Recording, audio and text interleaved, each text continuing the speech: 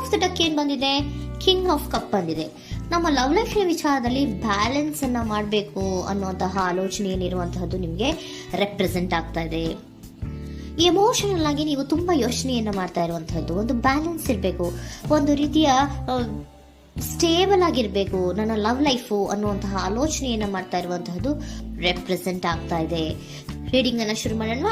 Okay, ಇನ್ past ಅಲ್ಲಿ ನಾನು ಇವಾಗ ರೀಡಿಂಗ್ ಅನ್ನ ತಗೋತಾ ಇರೋದು ಯಾವ್ದು ಗೊತ್ತಾ? ಸೊ ಪಾಸ್ಟ್ನ ಬಗ್ಗೆ ಮತ್ತೆ ನಿಮ್ಮ ಲವ್ ಲೈಫಿನ ಪಾಸ್ಟ್ನ ಬಗ್ಗೆ, ಅಟ್ ಪ್ರೆಸೆಂಟಿನ ಬಗ್ಗೆ, ಹಾಗೇನೆ ಇಮಿಡಿಯೇಟ್ ಫ್ಯೂಚರಿನ ಬಗ್ಗೆ ನಾನು ರೀಡಿಂಗ್ ಅನ್ನ ತಗೋತಾ ಇರೋದು. ಓಕೆನಾ? So bottom of the duck ಅಲ್ಲಿ ಏನಿತ್ತು? So bottom of the duck ನಿಮ್ಗೆ ಏನ್ ಬಂದಿತ್ತು? ಭಾವನಾತ್ಮಕವಾಗಿ ಯೋಚನೆ ಮಾಡುವಂತಹದ್ದು, ಒಂದು ರೀತಿಯ ಸ್ಟೇಬಲ್ ಆಗಿ ಇರಬೇಕು, ಬ್ಯಾಲೆನ್ಸ್ ಅನ್ನ ಮಾಡಬೇಕು ನಮ್ಮ ಲವ್ ಲೈಫಿನಲ್ಲಿ ಅನ್ನುವಂತಹ ಆಲೋಚನೆಯನ್ನ ಮಾಡ್ತಾ ಇರುವಂತಹದ್ದು ಕಿಂಗ್ ಆಫ್ ಕಪ್ಸ್ ನಿಮ್ಮ ಬಾಟಮ್ ಆಫ್ ದ ಡಕ್ ಅಲ್ಲಿ ಬಂದಿತ್ತು.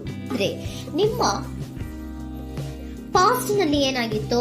ಸೊ ನೀವು ಬಹಳಷ್ಟು ಯೋಚನೆ ಮಾಡಿನೇ, ನಿಮ್ಮ ಅಂತರಾತ್ಮದ ಮಾತನ್ನ ಕೇಳಿಯೇ ನೀವು ಬಹಳಷ್ಟು ಯೋಚನೆಯನ್ನ ಮಾಡಿ ನೀವು ಕೆಲವೊಂದು ಪ್ರಪೋಸಲ್ ಗಳನ್ನ ಮಾಡಿರೋ, ನಿಮ್ಮ ಲವ್ ಲೈಫಿನ ವಿಚಾರದಲ್ಲಿ ಕೆಲವೊಂದು ಪ್ರಪೋಸಲ್ ಗಳನ್ನ ಮಾಡಿರುವಂತಹದ್ದು ಅಥವಾ ಪ್ರಪೋಸಲ್ ಗಳನ್ನ ನೀವು ಸ್ವೀಕರಿಸಿರುವಂತಹದ್ದು.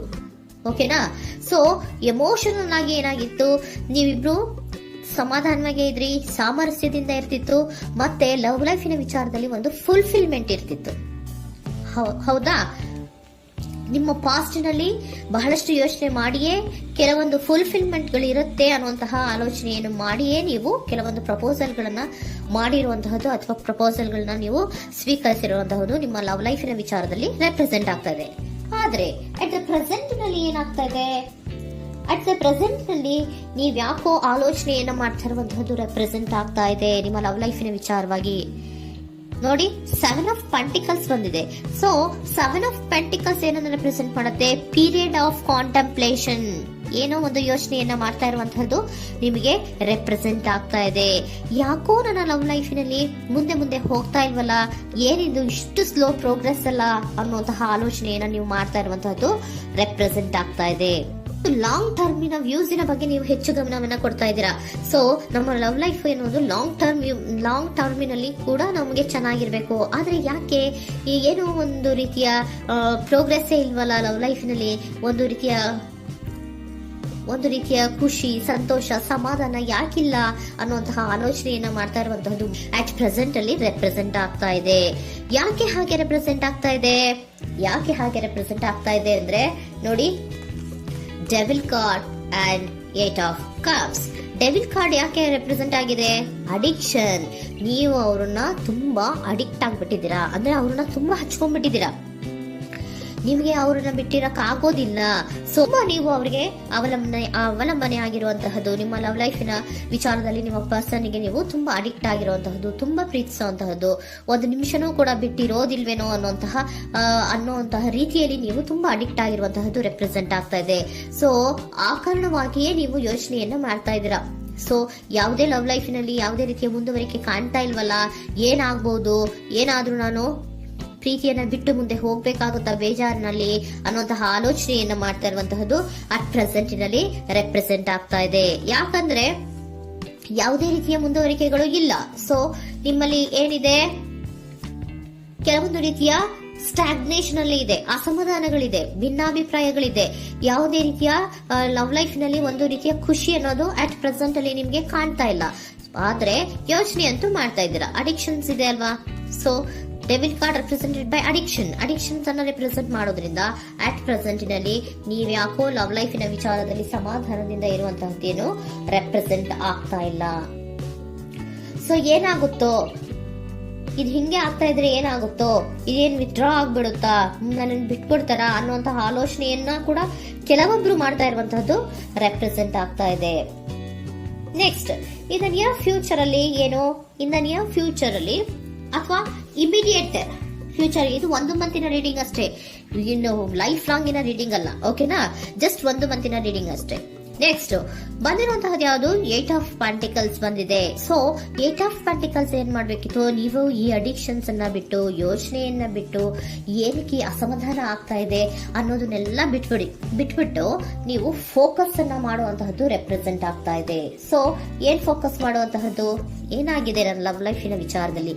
ಎಲ್ಲ ಚೆನ್ನಾಗೇ ಇತ್ತಲ್ಲ ನೋಡಿ, ಪಾಸ್ಟಿನಲ್ಲಿ ನಿಮಗೆ ಚೆನ್ನಾಗೇ ಇತ್ತಲ್ಲ, ಯೋಚನೆ ಮಾಡಿನೇ ತಾನೇ ನೀವು ಲವ್ ಲೈಫಿನಲ್ಲಿ ಪ್ರಪೋಸಲ್ಗಳನ್ನ ಸ್ವೀಕರಿಸಿದ್ದು, ಮತ್ತೆ ಅಲ್ಲಿ ಫುಲ್ಫಿಲ್ಮೆಂಟ್ ಇರುತ್ತೆ ಅಂತ ತಾನೇ ನೀವು ಸಮಾಧಾನವಾಗಿ ಪ್ರಪೋಸಲ್ಗಳನ್ನ ಸ್ವೀಕಾರ ಮಾಡಿದ್ದು. ಆದ್ರೆ ಪ್ರೆಸೆಂಟಿನಲ್ಲಿ ಕೆಲವೊಂದು ರೀತಿಯ ಭಿನ್ನಾಭಿಪ್ರಾಯಗಳು, ಕೆಲವೊಂದು ರೀತಿಯ ಅಡಿಕ್ಷನ್ಗಳು, ಕೆಲವೊಂದು ರೀತಿಯ ಯೋಚನೆಯನ್ನ ಮಾಡ್ತಾ ಇರುವಂತದ್ದು ರೆಪ್ರೆಸೆಂಟ್ ಆಗ್ತಾ ಇದೆ. ಅಟ್ ಪ್ರೆಸೆಂಟಿನಲ್ಲಿ ನೀವೇನು ಸಮಾಧಾನವಾಗಿ ಲವ್ ಲೈಫಿನಲ್ಲಿ ಇಲ್ಲದೆ ಇರುವಂತದ್ದು ರೆಪ್ರೆಸೆಂಟ್ ಆಗ್ತಾ ಇದೆ.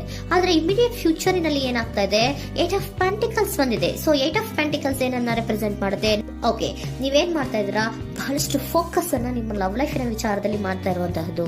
ಏನ್ ಮಾಡ್ಬೇಕು, ಯಾಕಿಷ್ಟು ಭಿನ್ನಾಭಿಪ್ರಾಯಗಳು ಬರ್ತಾ ಇದೆ ಅನ್ನೋದ್ರ ಬಗ್ಗೆ ನೀವು ಯೋಚನೆಯನ್ನ ಮಾಡ್ತಾ ಇರುವಂತಹದ್ದು ರೆಪ್ರೆಸೆಂಟ್ ಆಗ್ತಾ ಇದೆ. ನೋಡಿ, ಅದರ ಬಗ್ಗೆ ಹಾರ್ಡ್ ವರ್ಕ್ ಅನ್ನ, ಲವ್ ಲೈಫಿನ ವಿಚಾರವಾಗಿ ಸ್ವಲ್ಪ ಹಾರ್ಡ್ ವರ್ಕ್ ಅನ್ನ ಮಾಡ್ತಾ ಇರುವಂತಹದ್ದು ರೆಪ್ರೆಸೆಂಟ್ ಆಗ್ತಾ ಇದೆ.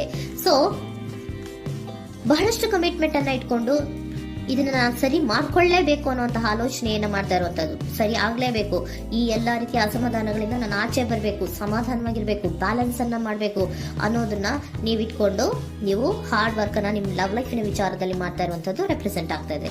ನೆಕ್ಸ್ಟ್ ಕಾರ್ಡ್ ಕೂಡ ನಿಮ್ಗೆ ಕಿಂಗ್ ಆಫ್ ಸೋರ್ಟ್ಸ್ ಬಂದಿದೆ. ಸೊ ಕಿಂಗ್ ಆಫ್ ಸೋರ್ಟ್ಸ್ ಏನನ್ನ ರೆಪ್ರೆಸೆಂಟ್ ಮಾಡುತ್ತೆ? ಸ್ಪಷ್ಟವಾಗಿ ಥಿಂಕ್ ಅನ್ನ ಮಾಡ್ತಾ ಇದ್ದೀರಾ. ನಮ್ಮ ಲವ್ ಲೈಫಿನ ವಿಚಾರದಲ್ಲಿ ಯಾಕೆ ಅಸಮಾಧಾನ ಬರ್ತಾ ಇದೆ, ಯಾಕೆ ಭಿನ್ನಾಭಿಪ್ರಾಯ ಬರ್ತಾ ಇದೆ, ನಾನಂತೂ ಅವ್ರನ್ನ ಬಿಟ್ಟಿರಕ್ಕಾಗಲ್ಲ. ಸೊ ನಾನೇನ್ ಮಾಡ್ಬೇಕು, ಇದನ್ನೆಲ್ಲ ಕೂಡ ಬ್ಯಾಲೆನ್ಸ್ ಅನ್ನ ಮಾಡ್ಬೇಕು. ಅದಕ್ಕೆ ನಾನು ಏನ್ ಮಾಡ್ಬೇಕು, ಫೋಕಸ್ ಅನ್ನ ಮಾಡ್ಬೇಕು. ಫೋಕಸ್ ಅನ್ನ ಮಾಡಿ ಅಲ್ಲಿ ನೀವು ಕರೆಕ್ಟ್ ಆಗಿ ಕ್ಲಿಯರ್ ಥಿಂಕಿಂಗ್ ಅನ್ನ ಮಾಡಿ, ಒಂದು ಸ್ಟ್ರಾಂಗ್ ವಿಲ್ ಪವರ್ ಅನ್ನ ಇಟ್ಕೊಂಡು ನೀವು ಮೆಚ್ಯೂರ್ ಆಗಿ ಥಿಂಕ್ ಮಾಡಿ ಕೆಲವೊಂದು ರೀತಿಯ ನಿರ್ಧಾರಗಳನ್ನ ಮಾಡುವಂತಹದ್ದು ರೆಪ್ರೆಸೆಂಟ್ ಆಗ್ತದೆ. ನೋಡಿ, ಸ್ಟ್ರಾಂಗ್ ಆಗಿ ಒಂದು ವಿಲ್ ಪವರ್ ಅನ್ನ ಇಟ್ಕೊಂಡು ಫೋಕಸ್ ಅನ್ನ ಮಾಡಿ ನೀವು ನಿಮ್ಮ ಲವ್ ಲೈಫಿನ ವಿಚಾರದಲ್ಲಿ ಬಹಳಷ್ಟು ಧೈರ್ಯದಿಂದ ನಿಮ್ಮ ಲವ್ ಲೈಫಿನ ವಿಚಾರವನ್ನ ಅಥವಾ ಲವ್ ಅನ್ನ ನೀವು ಬ್ಯಾಲೆನ್ಸ್ ಅನ್ನ ಮಾಡುವಂತಹದ್ದು ರೆಪ್ರೆಸೆಂಟ್ ಆಗ್ತಾ ಇದೆ. ಈಗ ಅಟ್ ಪ್ರೆಸೆಂಟ್ ಅಲ್ಲಿ ನಿಮಗೆ ಬೇಜಾರಿರಬಹುದು, ನಿಧಾನಗಳಿರಬಹುದು, ಆದ್ರೆ ಇನ್ ನೆಕ್ಸ್ಟ್ ನಿಯರ್ ಫ್ಯೂಚರ್ ಅಲ್ಲಿ ನೀವು ಅದನ್ನ ಫೋಕಸ್ ಮಾಡುವಂತಹದ್ದು, ಅದರ ಕಡೆಗೆ ಹೆಚ್ಚು ಗಮನವನ್ನ ಕೊಡೋದು, ಕ್ಲಾರಿಟಿಯ ಥಿಂಕಿಂಗ್ ಅನ್ನ ಮಾಡುವಂತಹದ್ದು, ಕ್ಲಿಯರ್ ಆಗಿ ಥಿಂಕಿಂಗ್ ಅನ್ನ ಮಾಡೋದು, ಕ್ಲಾರಿಟಿಗೆ ಬರುವಂತಹದ್ದು, ಧೈರ್ಯವಾಗಿ ಮುಂದೆ ಹೋಗುವಂತಹದ್ದು ನಿಮ್ಗೆ ರೆಪ್ರೆಸೆಂಟ್ ಆಗ್ತಾ ಇದೆ. ಅದೇ ನಿಮಗೆ ಬಾಟಮ್ ಆಫ್ ದ ಡಕ್ ಬಂದಿರುವಂತಹದ್ದು ಕಣ್ರಿ, ಕಿಂಗ್ ಆಫ್ ಕಪ್ಸ್ ಬಂದಿದೆ. ಸೊ ಕಿಂಗ್ ಆಫ್ ಕಪ್ಸ್ ಏನು, ನೀವು ಭಾವನಾತ್ಮಕವಾಗಿ ಯೋಚನೆ ಮಾಡ್ತಿದ್ದೀರಾ, ನಿಮ್ಮ ಲವ್ ಲೈಫಿನ ವಿಚಾರದಲ್ಲಿ ಒಂದು ಬ್ಯಾಲೆನ್ಸ್ ಅನ್ನ ಮಾಡಬೇಕು ಅನ್ನುವಂತಹ ಆಲೋಚನೆಯನ್ನ ಮಾಡ್ತಾ ಇರುವಂತಹದ್ದು. ಓಕೆನಾ? ಹಾಗಿದ್ರೆ ಏಂಜಲ್ ಗೈಡೆನ್ಸ್ ನಿಮ್ಗೆ ಏನ್ ಕೊಡ್ತಾರೆ ಅನ್ನೋದನ್ನ ನೋಡೋಣ. Okay, B assertive, very good, trust. ನೋಡಿ, ದೃಢವಾಗಿ ಇರಿ, ಏನೂ ಆಗಿಲ್ಲ. ನೀವು ಅಷ್ಟೊಂದು ಯೋಚನೆಯನ್ನ ಮಾಡುವಂತಹದ್ದೇನೂ ಆಗಿಲ್ಲ. ಕೆಲವೊಂದು ರೀತಿಯ ವೇರಿಯೇಷನ್ಗಳಾಗಿರುತ್ತೆ. ಸೊ ವೇರಿಯೇಷನ್ಗಳಾಗಿದ್ರೂ ಕೂಡ ನೀವು ಫೋಕಸ್ ಅನ್ನ ಮಾಡ್ತೀರಾ, ಅದರಲ್ಲಿ ನಿಮ್ಗೇನು ನಷ್ಟ ಏನೂ ಆಗಲ್ಲ, ಅಥವಾ ನೀವು ಏನನ್ನೂ ಕೂಡ ಕಳ್ಕೊಂಡು ನೀವು ಆಚೆ ಬರಲ್ಲ. ಫೋಕಸ್ ಅನ್ನ ಮಾಡಿ ಕರೆಕ್ಟ್ ಆಗಿ ಕ್ಲಿಯರ್ ಥಿಂಕಿಂಗ್ ಅನ್ನ ಮಾಡಿ ನೀವು ಕರೆಕ್ಟ್ ಆಗಿ ಮಾತಾಡ್ಬಿಟ್ರೆ ನಿಮ್ಮ ಲವ್ ಲೈಫ್ ನಲ್ಲಿ ಬ್ಯಾಲೆನ್ಸ್ ಅನ್ನೋದು ಬಂದ್ಬಿಡುತ್ತೆ. ಓಕೆನಾ? ಬಿ ಅಸರ್ಟಿವ್, ದೃಢವಾಗಿರಿ, ಧೈರ್ಯವಾಗಿರಿ, ಟ್ರಸ್ಟ್, ನಂಬಿಕೆಯಿಂದ ಇರಿ, ಏನೂ ಆಗಲ್ಲ. ನೀವು ಅಷ್ಟೊಂದು ಅಸಮಾಧಾನ ಮಾಡ್ಕೊಂಡು ಅಷ್ಟೊಂದು ಬೇಜಾರನ್ನ ಮಾಡ್ಕೊಂಡು ಏನಾಗ್ತಿದೆಯೋ ಅಂತ ಗಾಬರಿ ಪಡುವಂತಹದ್ದೇನೂ ಆಗಿಲ್ಲ. ಸ್ವಲ್ಪ ವೇರಿಯೇಷನ್ಗಳಾಗಿದ್ರೂ ಕೂಡ ಇನ್ ನಿಯರ್ ಫ್ಯೂಚರ್ ನಲ್ಲಿ ನಿಮಗೆ ಸಮಾಧಾನ ಆಗುತ್ತೆ, ಖುಷಿ ಆಗುತ್ತೆ. ನಿಮ್ ಲವ್ ಲೈಫಿನ ವಿಚಾರದಲ್ಲಿ ಕೆಲವೊಂದು ಬ್ಯಾಲೆನ್ಸ್ ಗಳನ್ನ ಮಾಡ್ತೀರಾ.